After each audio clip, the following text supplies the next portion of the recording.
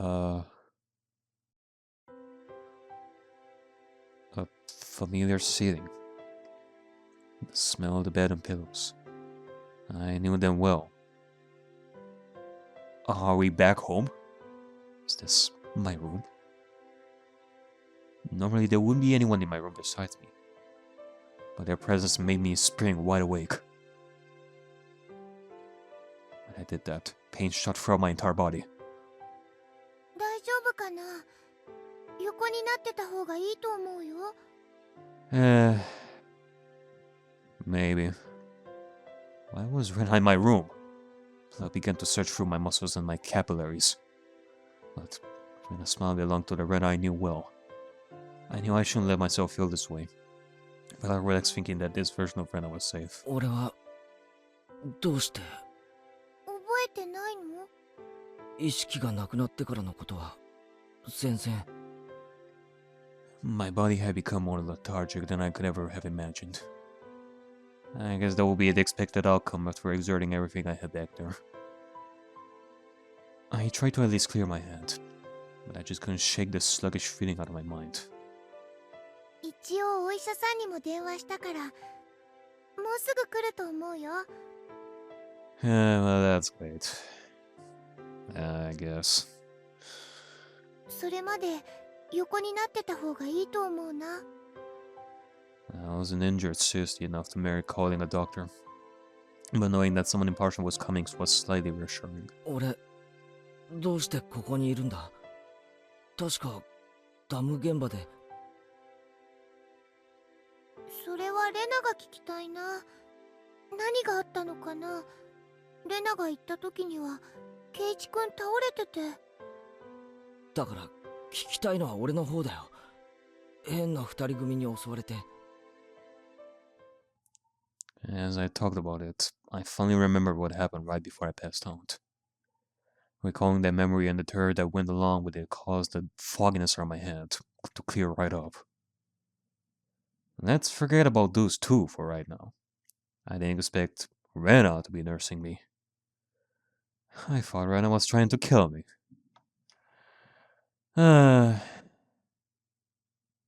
Like, I know that I'm gonna be going through a lot throughout the entirety of this adventure in Hinamizawa. And this is just the beginning, but I guess this is how it's gonna be, eh? A little bit of ping pong between, like, trying to survive hell and then going back to some form of normalcy a little bit. For example, now we're back to this stage where we're taking a break from hell. When I had the perfect chance while I was unconscious. Not only did she not kill me, she had nursed me back to health. よく俺を引きずってここまで来れたな。重かったろ。Looking at Rena's delicate frame, it was hard to believe that she had not only gotten me back home, but even dragged me all the way up to the second floor. Well, it's not with our big boy Colonel Sanders. It's not just that, but I guess Rena does have a little bit of strength. You do need a little bit of strength to carry like all sorts of junk at your home. She has some help. ケイチ君、覚えてないの？ Let's pretend that we don't remember. Can you clear it for us, Rena, a little bit over here? Rena appeared a bit surprised, still kept her smile.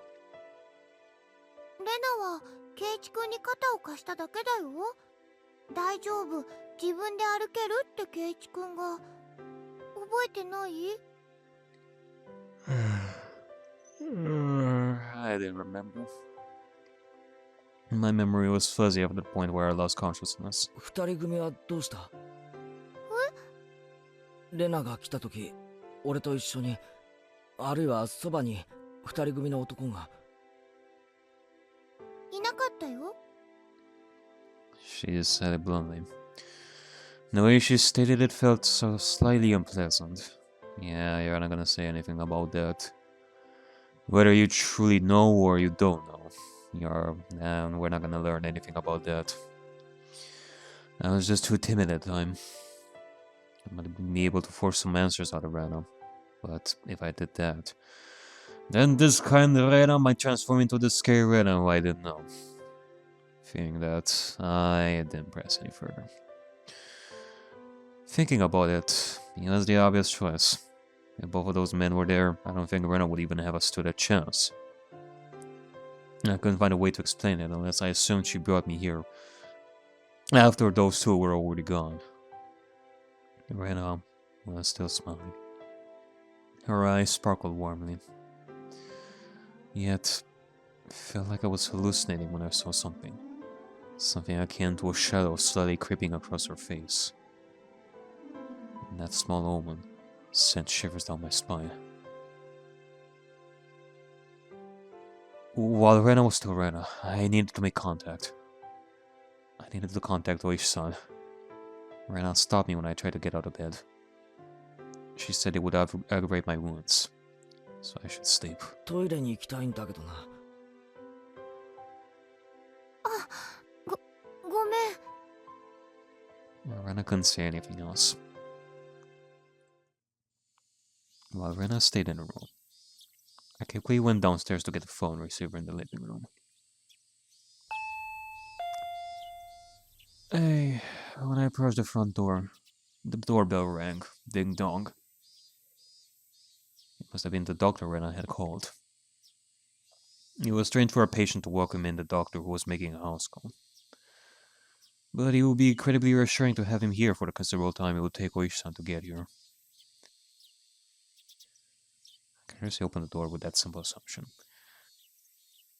And regretted it almost instantly because more than likely it must be Mion, or one of the other girls.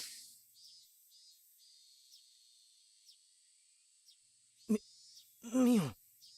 Hi there, Mion. あれ元気そうだね。 Okay, well, it seems that it's still day.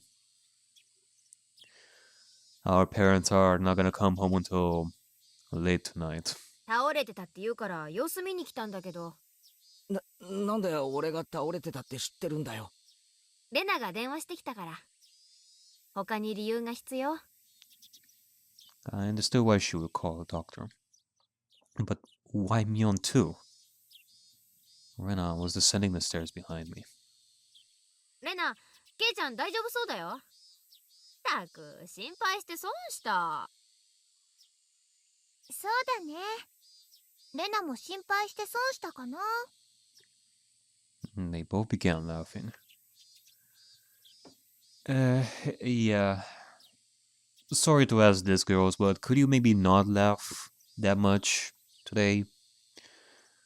It can be a bit bad.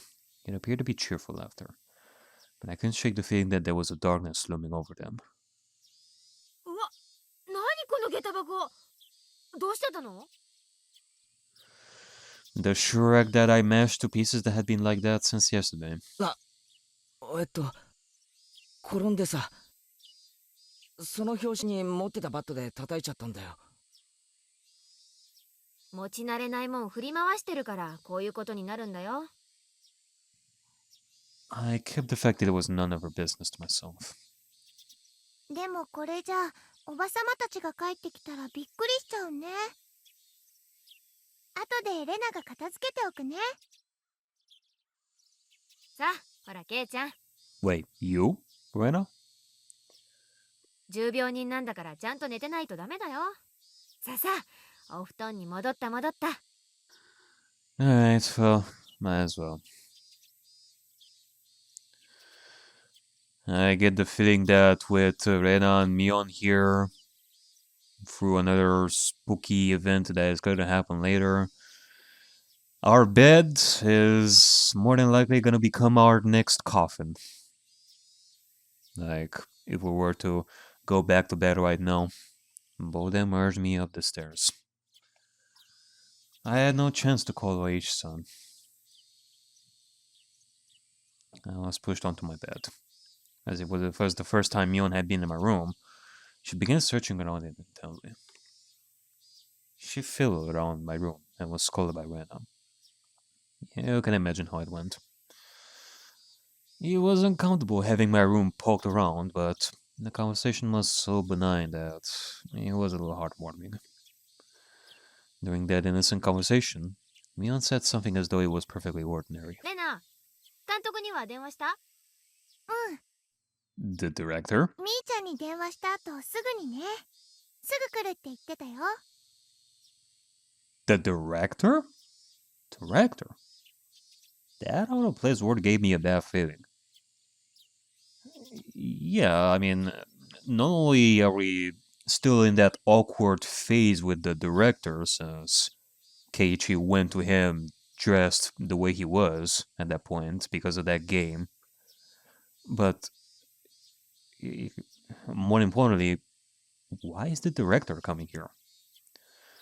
Does he want to talk to Keiichi about school and, about the hard times that apparently Keiichi has in the director's mind? What is it, like a homeroom teacher that wants to check up on their student and see how they're doing? Like, be sure that they are safe?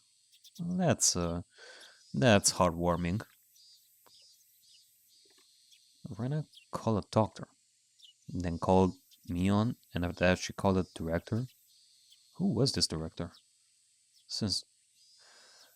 Unless I'm mistaken, it was like they're called the principal, not director. Although I kind of feel like they're the same thing in my eyes. English, since Rena and Mion's conversation was so peaceful, it felt slightly odd. 二人とも何の話をしてるんだよ。監督ってなんだよ。ケイちゃん知んないの？監督って言ったら監督だよ。映画の監督とか工事現場の監督とか。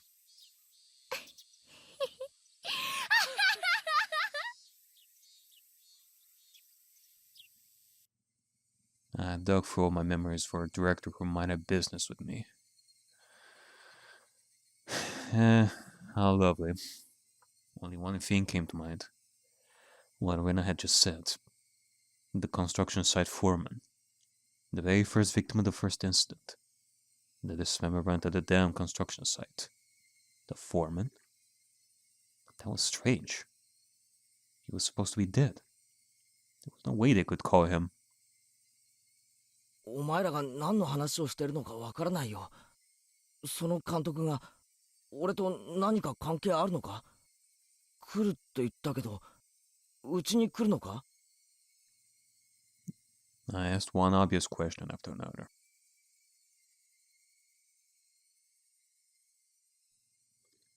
But all the two of them did was smile coolly at each other.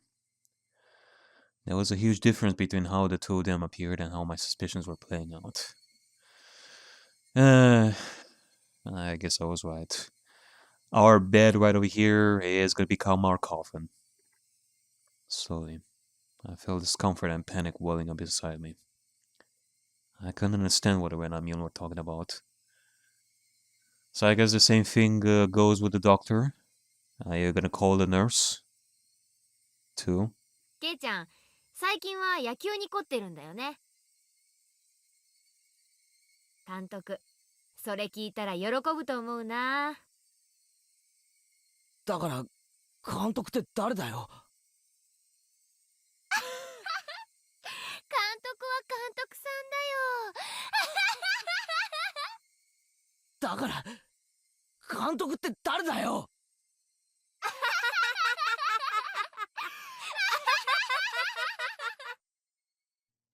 Ren and Mion looked at each other and laughed hollowly.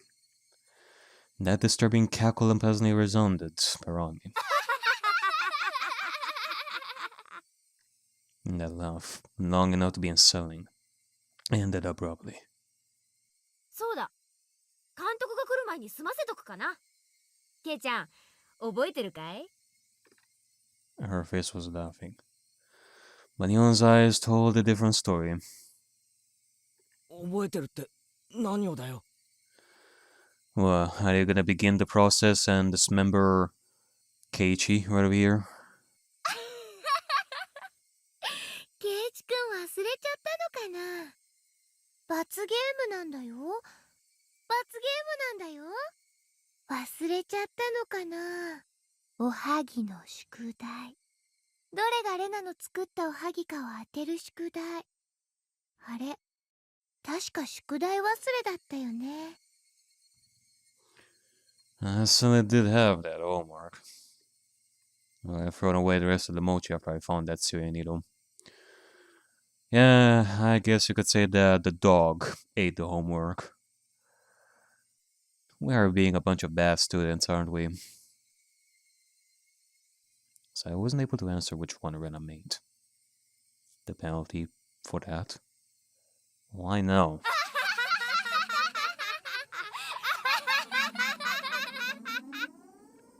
No doubt my question was written all over my face. Their answer to my question was that dry laughter.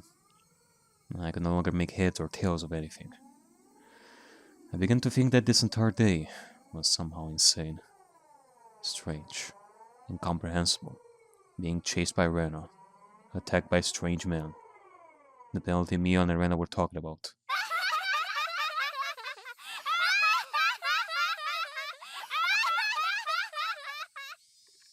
What were these two laughing at? Yeah, don't you just hate it when you're not in on a joke and you cannot even laugh with them? It didn't take long for me to realize I had been dragged into an abnormal situation. Who were these two? Who were these people? Who were these doppelgangers of Rena and Mion? Rena had gotten behind me at some point. Why was she pinning my arms behind my back? 何の真似だよ。動かないでね。罰ゲームだから。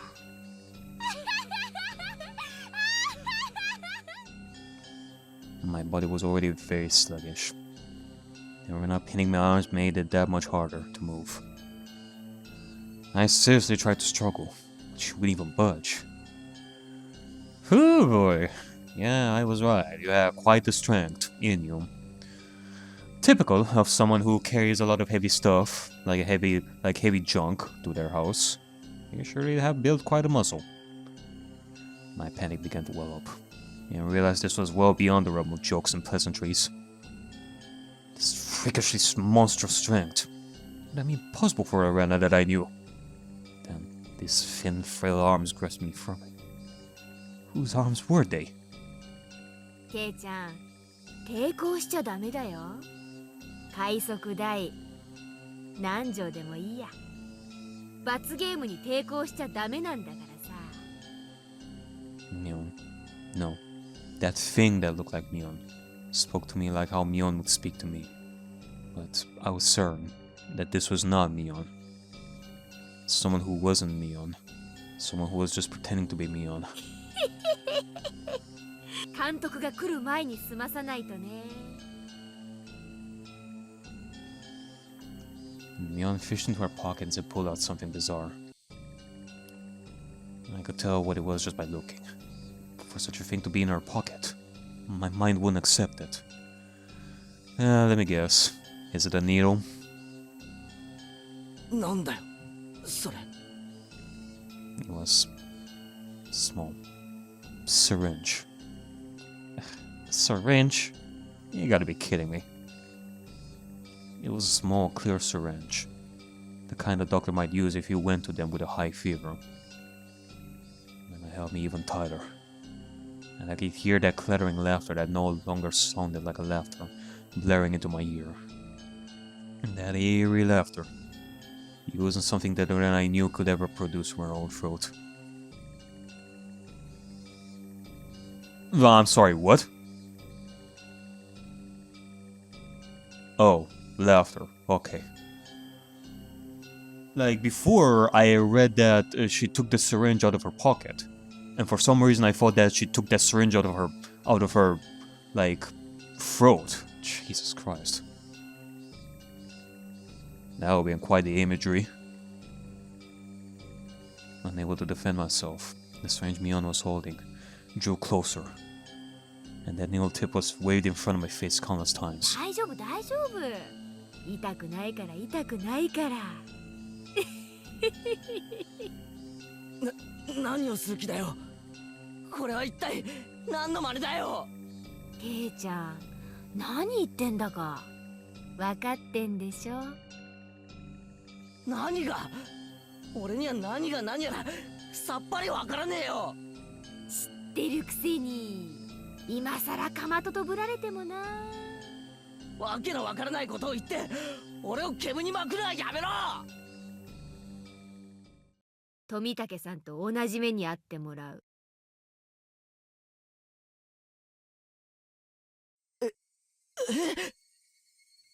The same as Tomitake-san. We don't understand what she meant. What did I have to do with this syringe?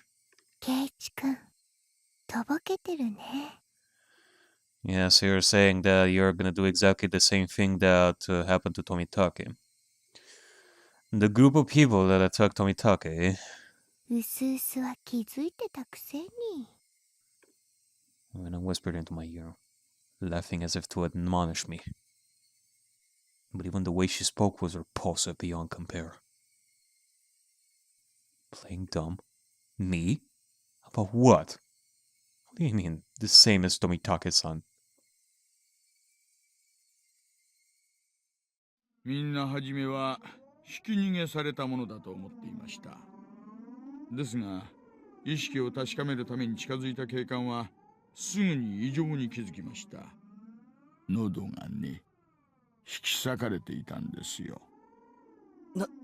ナイフとか？ええ、爪でした。Nails. Nails as in fingernails? Toes gouged through? That's right. Tomitake-san clawed out his own throat with his own nails and died. There's no way someone could die like that. So then, for that to happen... 薬物を疑いましたが、そういう類のものは検出できませんでした。That's right. The police didn't find any drugs in Tomitake-san's system. Yeah, which is a little bit of a surprising thing to see. I didn't expect like a syringe with some drug. I mean, okay. We did talk about drugs being in the system of Tomitake, and it was impossible to detect, or it was never found. So for this to be used on Keiichi, that you're saying that it did happen to Tomitake-san as well? That he got drugged, you're saying? Which is interesting.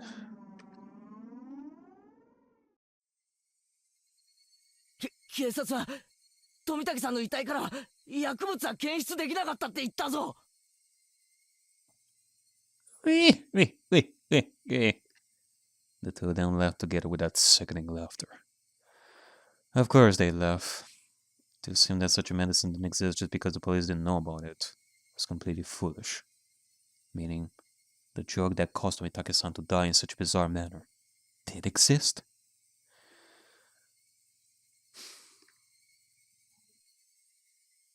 If Mion injected this into me, then that would probably be all the proof I needed. That would basically mean I'd end up the same as Tomitake-san. Become hysterical, scratching out my throat in my last moments, and then die. For such an outrageous drug to exist, for Mion to be holding it, that I was able to be ejected with it. I mean, that is quite a drug that you have there, Mion. I'm really surprised, like, where would you find something like this to begin with? If it's something that the police don't even know about, or it'd be hard to detect. At that moment, did not feel there was any need whatsoever to question it. What kind of idiot? When he's trying to dodge a ball flying straight for his face, has time to think of a reason as to why it's flying at him.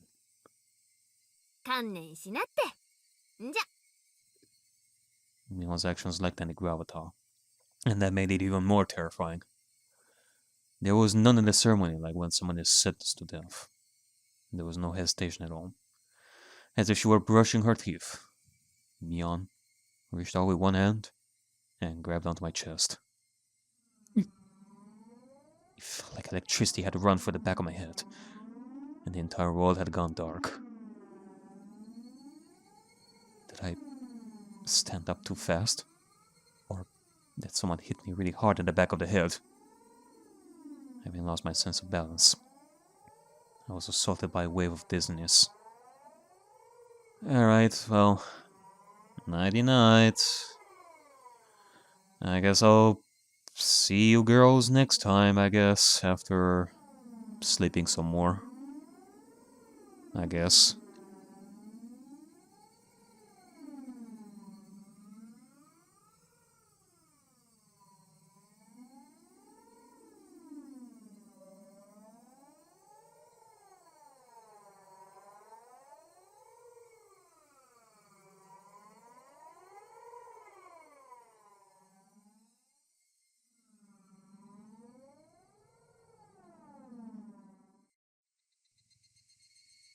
I squatted down for a bit. When I came back to my senses, my entire room had changed drastically. The numbness in my head was gone, and slowly, I could tell blood was flowing to my extremities again. How long had I been squatting here? How many minutes? Or has it been hours? It was almost as if the hands of the clock had stopped moving the entire time my eyes were closed. And that's how little time passed.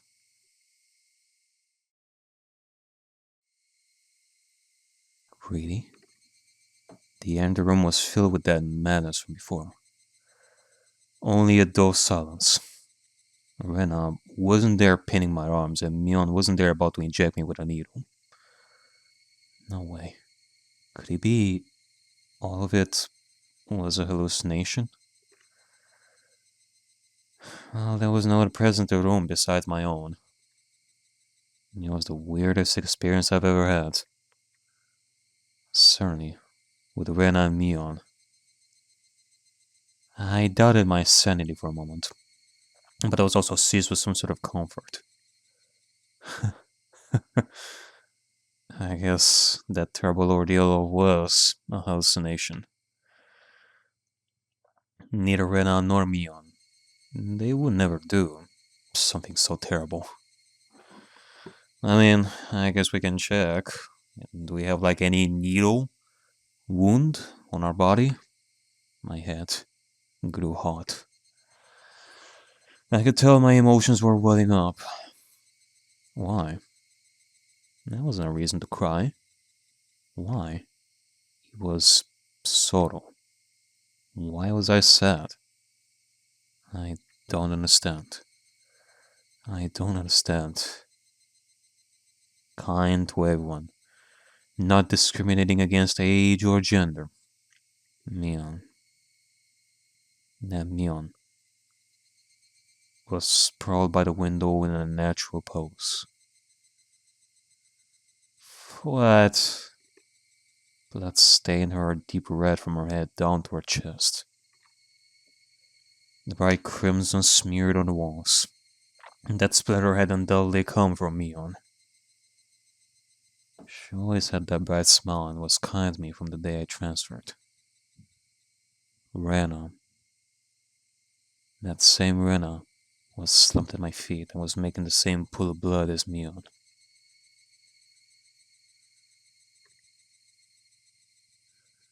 I couldn't comprehend what had happened.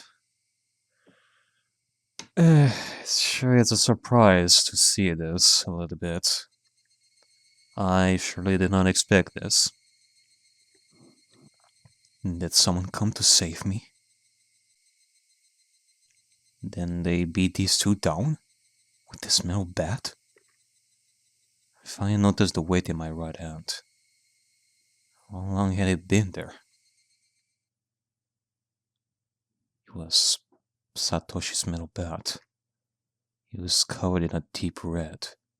There was no doubt that this was the weapon used to mutilate both of them. And I was holding that weapon. I was the only person in the house.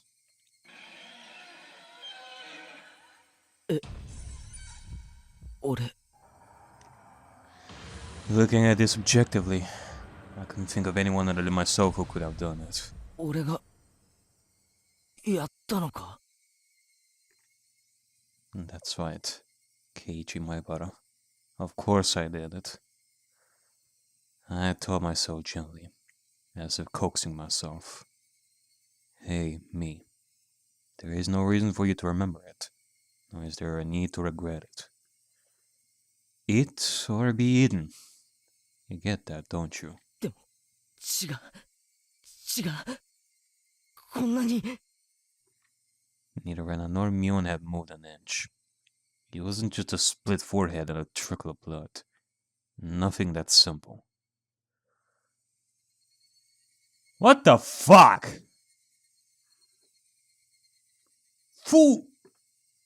Why? Okay. The entire room was splattered with red, and that told me it didn't end with just 2 or 3 strikes. 死んじまったのか？二人とも。 The depths of my mind were calm, but on the surface, I was panicking and agitated. Calm down, Keiichi Maibara. What happened to your usual calm self? Come on now. Do like you always do. Throw your head back and take a deep breath. Come on. Once, twice, breathe deeply. Calm down. Calm down. I chanted it over and over in my head. And relaxed.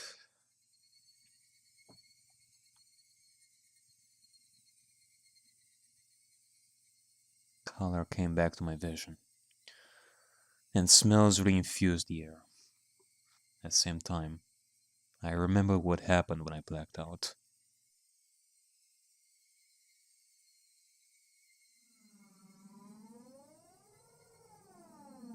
Rena and Mion had attacked me. They were about to inject me with whatever caused the same symptoms as Tomitake-san. But right before that happened, I fought back. I twisted my whole body and threw Rena as she was pinning my arms. And then I followed through with my spin, and ran my foot as hard as I could into Mion's torso. It was soft. Rena tried jumping on me, so I tackled her as hard as I could and slammed her against the wall. I didn't let that brief moment of having them off balance slip by. Satoshi's bat that was left carelessly by the side of my desk.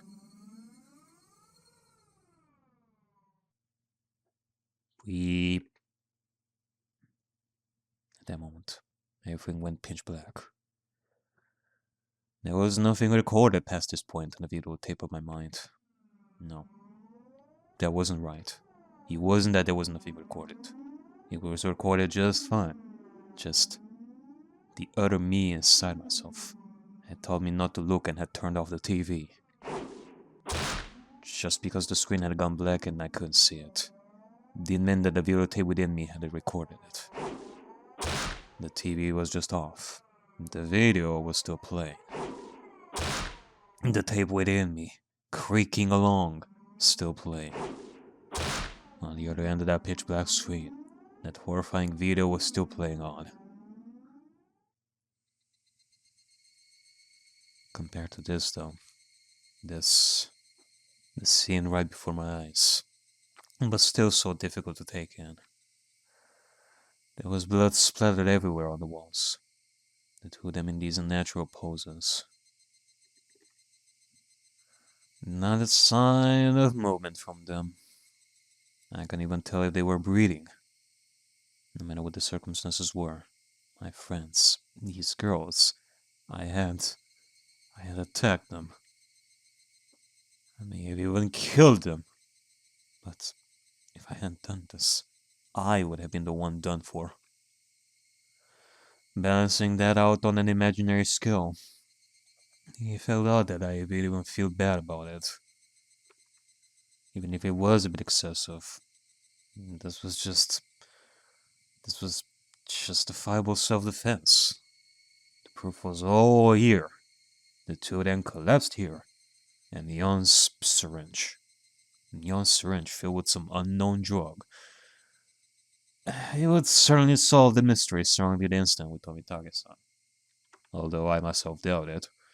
And the fact that both of these two were involved, they'd be able to pick out the criminals one after the other. Still, I might be suspected for this. But now it's just fine. Anyway, now this should be a police affair. This wouldn't fade into the darkness like Rena's past instance. As long as the police were involved, that should bring this to a close.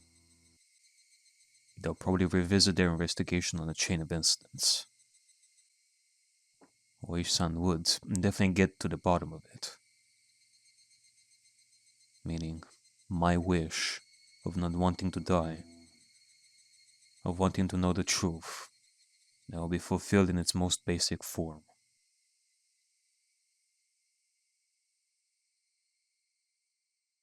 It was all a matter of time now. The doctor Rena called should be getting here soon. I'll confess everything to him. I needed to contact Oishi-san. At the moment, I remembered. Besides the doctor, a director had been called. It was easy to imagine that they were someone deeply involved with the incidents, judging from Rena and Mio's conversation. The ache in my chest, caused by the gruesome deed I'd done, dissipated rapidly. It was not over yet. This place was no longer safe. Stay calm, Keiichi Maebara. It's not over yet. I needed to live long enough to tell the police of this incident. At the moment, I felt like I heard someone's voice from outside. Since people were speaking, it must mean that there was more than one person. I moved the curtain ever so slightly and peered outside. It was a bizarre sight. About 4 or 5 grown men were all gathered at the gate. What? They very much resembled the 2 men who had assaulted me at the damn site today. Oh no, those 2 might even be among them. There was one person that wearing a white coat, but he didn't look like a doctor at all. My gut told me he was in disguise, only posing as a doctor. That guy would probably ring the bell and get me to open the front door. What the hell is this? Like, are they police? Did the 2 people, like at the damn construction site that we attacked, were they police? Pretend to be a doctor to get me to open the door, and then the rest of them would all rush in at once. At that moment, I saw the car parked behind the man and my heart nearly skipped a beat. Oh no. The white van? What? No mistaking it. That van. The one that had tried to run me down? Okay, I was thinking for a little bit that we were gonna recognize like a car. And that would be Oishi, but... the van? The man in the white coat entered the gate and headed towards the front door. The rest of the men hid in the bushes and watched him. Probably couldn't pretend that I wasn't home. Undoubtedly, they just break the window and enter.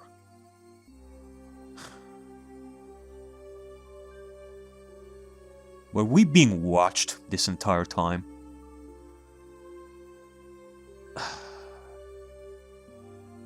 In which case, there is definitely something suspicious about Oishi, that's for sure. There's more to Oishi and external forces that we don't know yet. Like, as soon as we have Rena and Mion dead right over here, now they are just gonna come in and do their thing, whatever that thing is. I need to get out of here somehow. Then use a public phone to contact Oishi-san. Then meet up somewhere. First of all, I need a weapon. Then shoes. Before all that, that was one thing that I had to do. I had no intention of dying.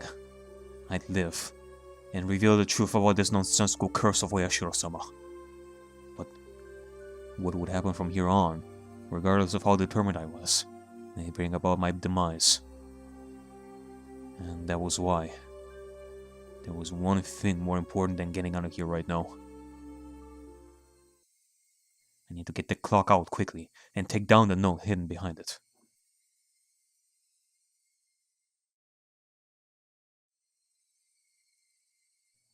Damn it. The tape was sticking to it fast. It'd be fine if it was torn a little. I'd open up the slightly torn note and begin writing another passage with a ballpoint pen. If I wasn't able to inform Oishi-san, then the only thing I could rely on was this note. I never thought a piece of torn college-ruled notebook paper could be this reliable before. I had no time. I'd only write what I knew right now. I need to release some form of information that would lead them to uncover the truth. Ren and Mion are conspirators or the perpetrators. This was an undeniable fact. I still didn't want to believe it, but it was a fact. Anyway, I leave all the information that would help lead them to finding the perpetrators. I mean,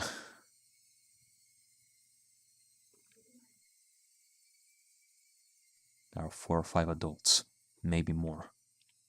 They have a white van. This was everything I was able to see from the window. There might be more. Also, there was that unidentified person known as the director. To begin with, the term director didn't even mesh with Hinamizawa at all. If they were going to include the directors from the past instance, then the only one is the construction foreman, the victim from the first murder.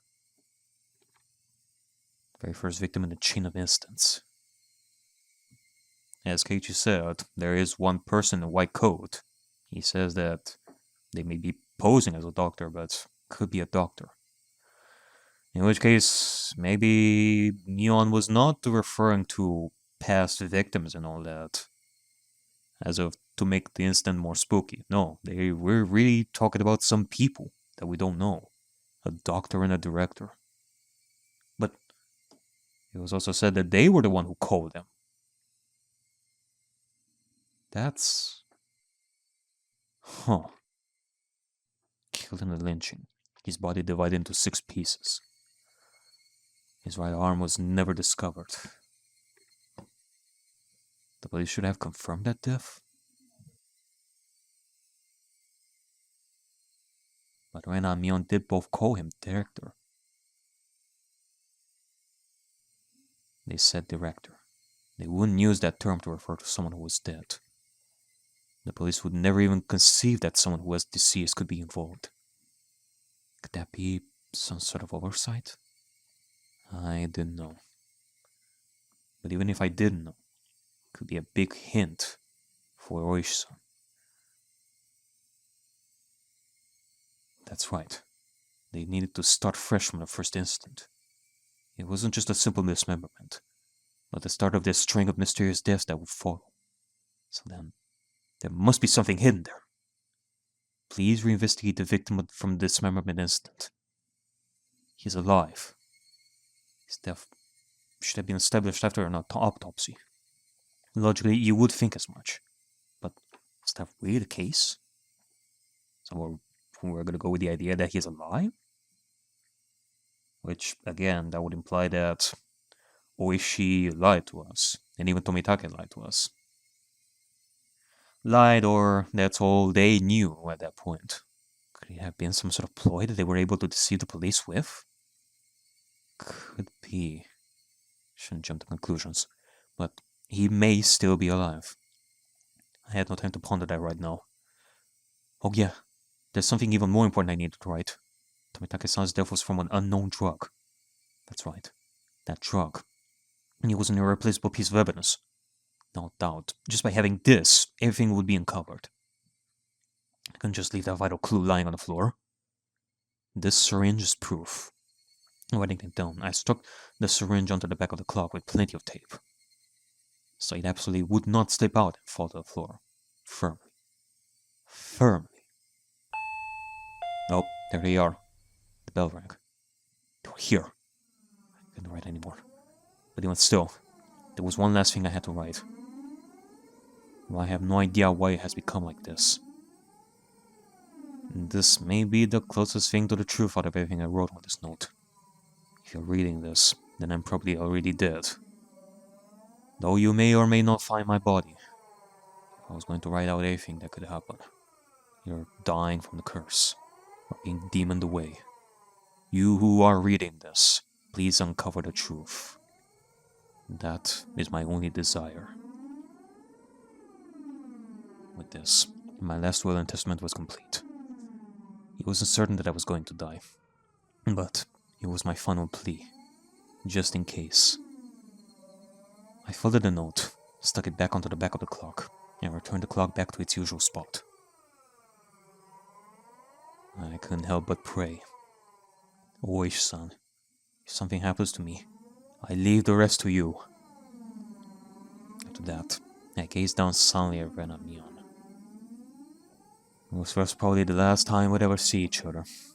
Rena, Mion. 俺みんなのこと本当に友達だと思ってたんだぜ。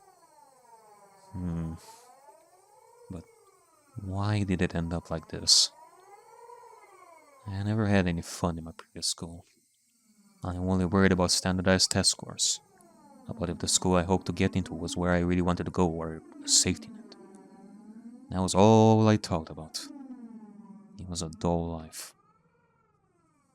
The people I called friends were also my rivals in study, in competitions, in personal records, and standardized test scores. Everyone here taught me how unhealthy that lifestyle was. And this month was really fun. Making a fuss over lunch, making a fuss over the club, making a fuss over the festival. Something hot began dripping from my face. Uncontrollable tears. I should have had no obligation to shed tears for them, but they won't stop. Even if they were after my life, even if they were trying to kill me. Everything that happened this month, I wouldn't forget it. Or could it be those happy days were all a facade as well?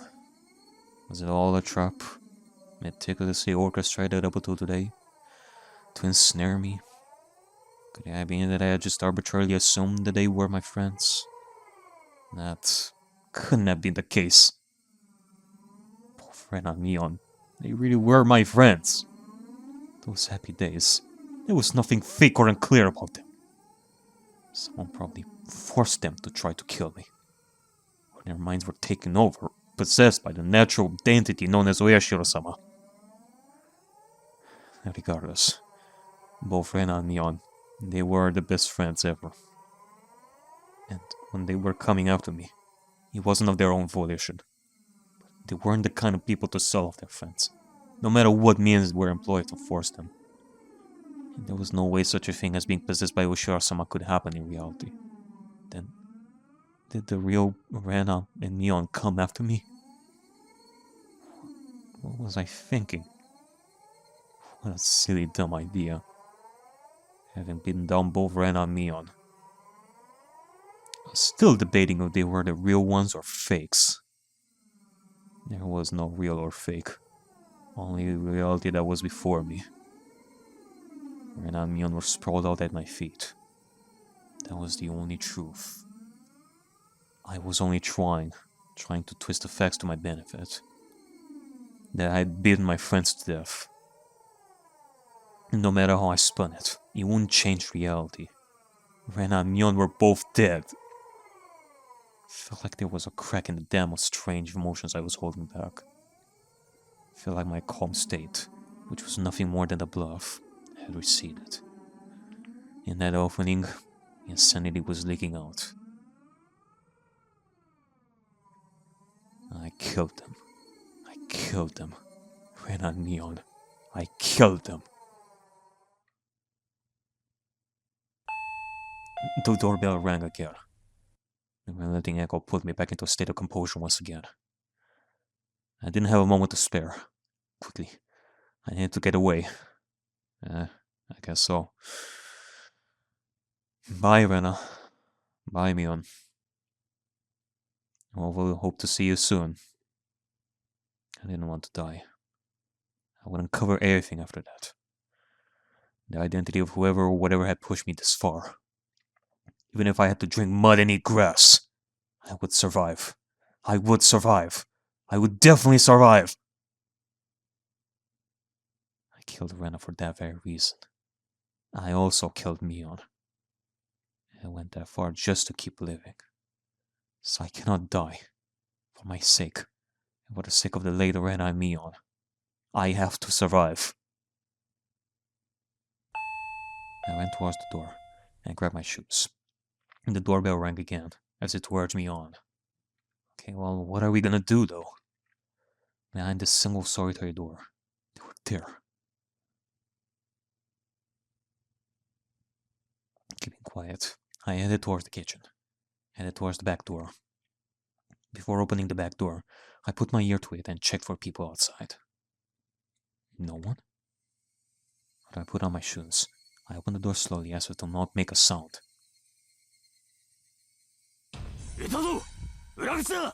Figured as much. A piercing voice echoed out. The voice stabbed through me, sending my hair on end. I had to run! Get out of here, Keiichi! One after the other, I felt stuff like rationale and intelligence, those things you use when you have time to spare, spill out of me. I didn't feel any pain from the branches scratching my arms and forehead. My autonomously pulsing heart also felt neither fatigue nor pain. My entire being just wished to live. There was nothing else it desired. Probably had no complaints whatsoever. So of course I wouldn't feel fatigue. Just ran. Just recklessly rushing in the direction I was already heading. Even if nobody was chasing after me, I'd still be running like this. There wasn't a thought in my mind about where I was headed. Turning around, I felt a presence right next to me. That presence was, without a doubt, chasing me like my shadow. If I took even one misstep, I would be devoured. That's what I thought. So I didn't turn around. I didn't stop. I ran. At full speed. Okay.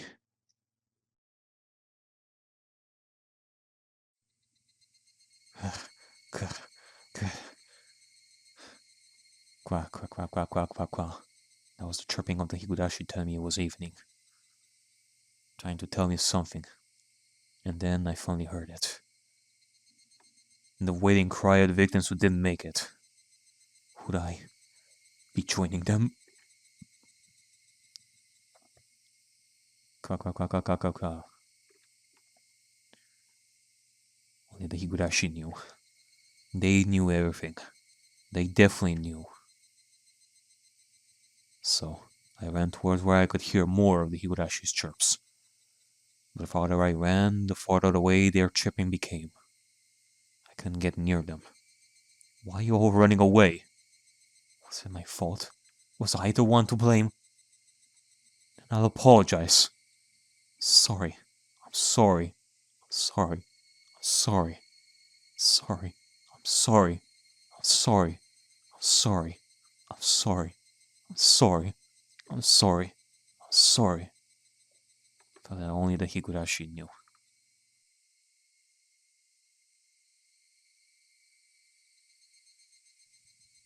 Alright.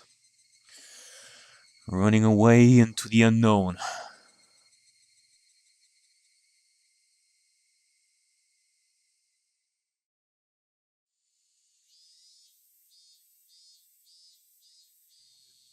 The smoking room was filled with a cloud of cigarette smoke. The expensive smoke filter gave off some crackling electric noise, but it didn't seem like it was doing anything at all. Why do smokers have to be shoved so far down this corridor where the sun didn't even reach? I recalled hearing that the tax revenue from Dopako was about a tenth of the municipality's revenue. We were the most heavily taxed members of this municipality, so I really wish they'd show us a little more respect. どうしてこれがウーマン切りなんすか？街が狭くなっちゃうっすよ。One of the younger detectives was having a staring contest with a mahjong magazine called Next Turn. Huh. ウーマン切ってもテンパイ崩れませんから、配定にかけるなら両面で受けた方がチャンスあるんじゃないですか？クマちゃん、川を見てください。ウーマンは全員切ってますから安牌なんですよ。終盤で K 点に走った誰かがダマで待ってたら嫌でしょ。 And the kid lit out another groan, put out his cigarette, and then took out another. 納得いかないっすね。わざわざ自分で当たり牌減らすなんて。ちなみに配定で当たり牌出しても論しちゃダメですよ。どうしてですか? And just then, I heard a voice coming from down the hall. 大石さん、いますか？一般の方から凱旋です。ありゃ、こりゃどうも。それじゃ、ちょいと失礼。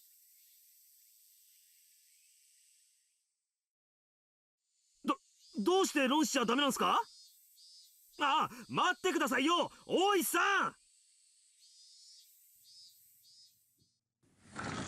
The man sitting in the seat Oishi-san was heading towards waved at the telephone receiver. 凱旋です。講習から。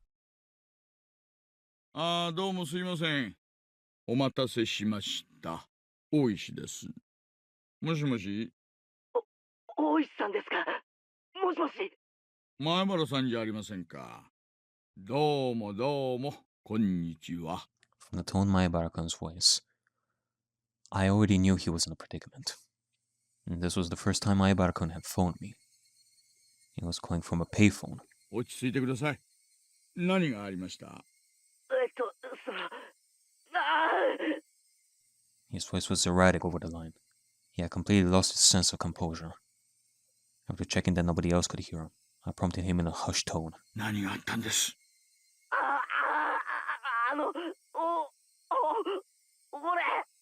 落ち着いて前原さん。今そこに近場の警官を行かせます。私もすぐそっちに行きますよ。多分無理です。 His voice was quivering and hoarse. He wasn't surrounded by people even as he was talking, making this call, was he? 前原さんは今公衆電話からかけてますよね。どこの公衆電話ですか? There were no other sounds beside Maebara-kun's voice. It had to be a phone booth. I scratched out a note and thrust it at my colleague. I scratched out a note and thrust it at my colleague sitting across from me. Hinamizawa, phone booth. He understood quickly and hastily started on the internal lines. 落ち着いて前原さん。今どういう状況なんです? It was best practice to avoid flustering someone panicking. But this was an urgent case. Maebara-kun didn't just get in trouble. Get away and then call me. He was in the midst of something dangerous right now. But yelling at Maebara-kun right now would just needlessly cause him to be even more frantic. Maebara-kun wasn't just calling to seek help. He was trying to tell us something more than that. And whatever that was, if I didn't get it from this call, I was certain there would never be another chance. My colleague pushed a note in front of me. There's only one booth in Hinamizawa. A patrol car is on the way. 5 minutes. かかりすぎです。警らには何人乗ってます? 2人です。 Not enough. If it was as I imagined, there were likely quite a few people surrounding Maebara-kun. Okay. So I guess from what I'm gathering out of this conversation, those people that were in front of Keiichi's house, they don't really have much to do with the police right here, with Oishi. Which is good, I guess. 5 minutes was too long. 南沢の駐在さんには電話しました。定時巡回の時間です。家人は留守で連絡不能。くそ。クマちゃん、車を回してください。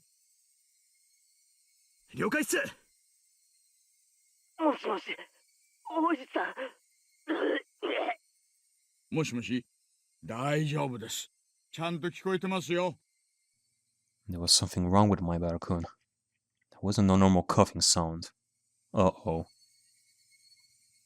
Don't tell me that either this curse from before is intensifying, that it's affecting him more, or maybe he did get hit with the syringe. Vomiting? Or was it blood? Or, you know, with all the stress and all that, you would vomit too. Had he already been attacked? Was he injured? 前原さん、今そこに警官が向かってます。2、3分で到着しますからなんとか持ちこたえてください。もしもし、聞こえてますか前原さん。 I could hear on the end of the line that he was having a coughing fit. The worst possible situation popped into my head. 前原さん、犯人は誰です？何人なんです？俺も最初は人間が犯人なんだと思います。I couldn't tell if that was a cough or vomiting. 大丈夫ですか前原さん。 Oh god. Keiichi. 犯人は人間なんだって。お社様のたたりなんかないんだって。そう思ってました。ついさっきまで。だけど、やっぱり。It was an intense bout of coughing, then vomiting. でも、やっぱり、お社様ってのは、いるんだと思います。いや、います。今。前原さん、どうか落ち着いて。なんかさっきからおかしいと思ってたんです。ずーっとつけてくるんですよ。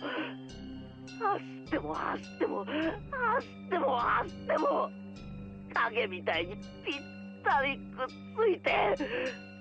だけど少しずつ俺の背中ににじり寄ってくるんです。前原さん、そいつは今ひょっとして前原さんの後ろにすぐ後ろに。お願いです。前原さん、怖いのはわかります。ですがお願いです。あなたの後ろに誰がいるんです？振り向けるわけないじゃないですか。振り向いたら俺。怖いのはわかります。でも教えてほしい。ちょっと振り返るだけでいいんです。前原さんの後ろに誰がいるんです？ Right after I said that, I could hear him vomiting intensely. What followed was a nightmare sound. 前原さん、あんたまさか喉を引っかいてたりはしないでしょうね。 Oh no. There was no answer. I could hear something like scratching. There was a bang, as if something was being hit. My Barakun had probably dropped the receiver. I could hear groaning and vomiting over on the other end, and repeating abnormal noise. もしもし前原さん、もしもーし。 I knew how far away my voice would sound on the other end, but I couldn't help but shout. At that moment, I heard whispering, coming from the other end. I couldn't tell what he was saying, but what he was saying, was he talking to himself? Or was he talking to someone there? もしもし前原さん。 And then whispering. It was some kind of mantra he was chanting over and over. I focused my senses, trying to pick up what he was saying. What was he repeating? What exactly? Beep. Suddenly, the line went dead. Did he use up his time? It was because it was a payphone. It was because he cut out so abruptly. The last thing he said came out so clearly in my mind. おいさん、車は OK っす。おいさん。ごめんなさい。 I'm sorry. おいさん。 And that's what he was repeating over and over. He said, I'm sorry. I had a gut feeling. There was no longer a need to hurry. I could hear the chirp of the Higurashi spitting in from the open window. Quay. I should have been able to hear them this entire time. I just wasn't paying any attention. Why did I focus on them all of a sudden? Quay. Are you trying to tell me something? Only the Higurashi knew. And that's how I felt.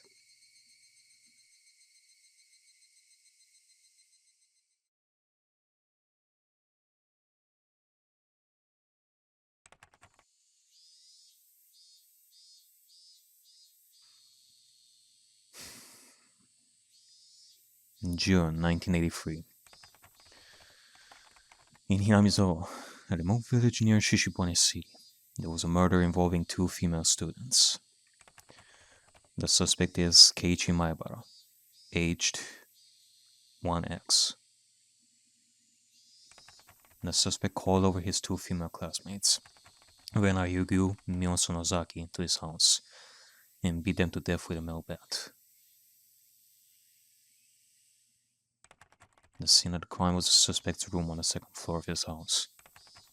The inside of the room was covered with significant quantity of splattered blood, and there were signs of a struggle with the victims.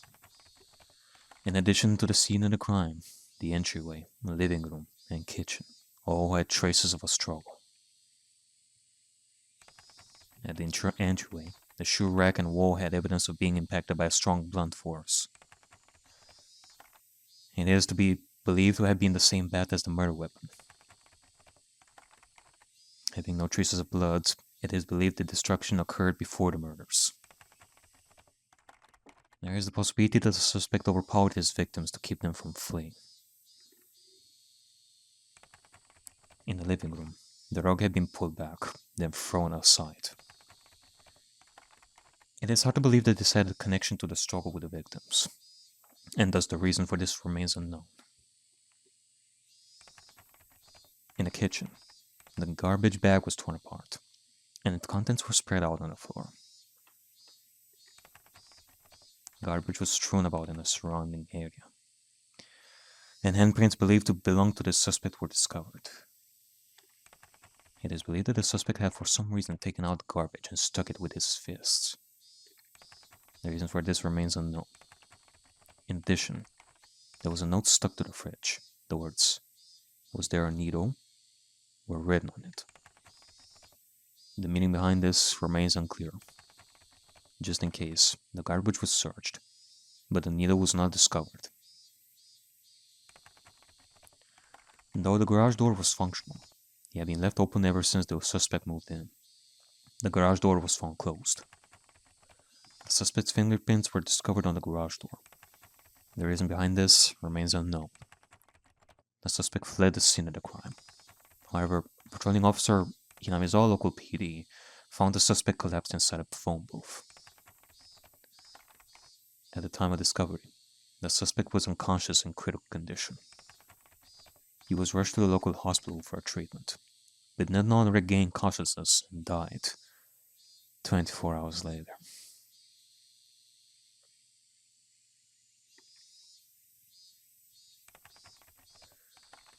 The results of the autopsy indicate the immediate cause of death to have been hypovolemic shock. It was determined that the suspect had clawed at his own throat with his fingernails, and the resulting bleeding caused his death. With the similarity to the death of Tomitake-san the prior week, the police believe there to be a connection and have opened an investigation. However, due to the wishes of the local authorities, it will be confidential investigation. And something that we surely have not been focusing on like at all for a good while now is what Rika and Satoko are doing now. Yeah. I wonder how they feel about all this. Due to the abnormal nature of the death, it was suspected that drugs were involved. But as with Tomitake-san, no traces were discovered. I mean, a part of me was thinking that all the girls were going to be involved eventually by the end of this. They were all affected by this. But we've only seen Mion and Rena go through this with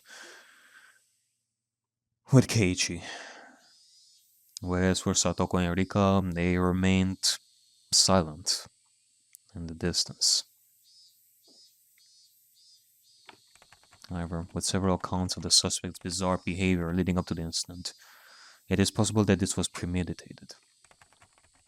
Separated from his group of friends, isolation, inexplicable behavior. Several days before the incident, the suspect began carrying around a metal bat. The suspect was observed displaying aggressive behavior, as well as talking to himself at school. His classmates have actually heard portions of what he was saying. 2 days before the incident, the suspect declared to his parents the possibility of his death. Due to these circumstances, the police have begun an investigation on the possibility that this crime was not committed on impulse, but was instead planned several days in advance. Afterwards, a note was found in the suspect's room that he had written himself. The note was written on 2 sheets from a B5 college-ruled notebook that had been each torn in half. As if trying to conceal it, was stuck and hidden behind a clock on the wall. The contents are as written in the appendix. The police believe it to be strongly related to the incident. The police changed their line of investigation based on the possibility that the suspect was involved in some sort of incident himself. However, no further clues were found, casting doubt on the credibility of the note. What about the needle? The syringe needle? Was the crime impulsive or premeditated? With the situation unclear and no further developments, the case has been labeled as unresolved. Huh. No mention of the syringe, eh? I see. The following year, suspicion arose regarding the nature of the note. The note was not written on 2 halves of B5 paper from 2 separate sheets, but was originally a single sheet of B5 paper. Yeah, that is true. It was ripped apart? In order to erase several lines from the middle, someone had torn them out. I see. Judging from the size of the letters, the missing section is estimated to be 2 or 3 lines. It is highly probable that the person who eliminated the lines in question is not the suspect. In addition, judging from traces of large quantities of cell phone tape being stuck to the back of the clock, speculation that something other than the note was stuck there has arisen. The person who first discovered the crime was a detective rumored to have a connection with the incident, Kuraudo Oishi. He underwent voluntary questioning, but denies involvement in any damages to the note.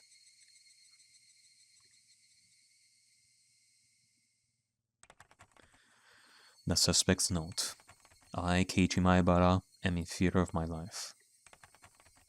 I don't know why they are after my life. The only thing I do know is that it has to do with Oeshiro-sama's curse. Ren and Mion are conspirators of the perpetrators. There are 4 or 5 adults, maybe more. They have a white van. And this is all on the first sheet. And the section below this has been ripped out. This is from the second sheet. The section above this has been ripped out. I have no idea why it has become like this. If you are reading this, then I'm probably already dead. Though you may or may not find my body. You who are reading this, please uncover the truth. And that is my only desire. Keiichi Maebara.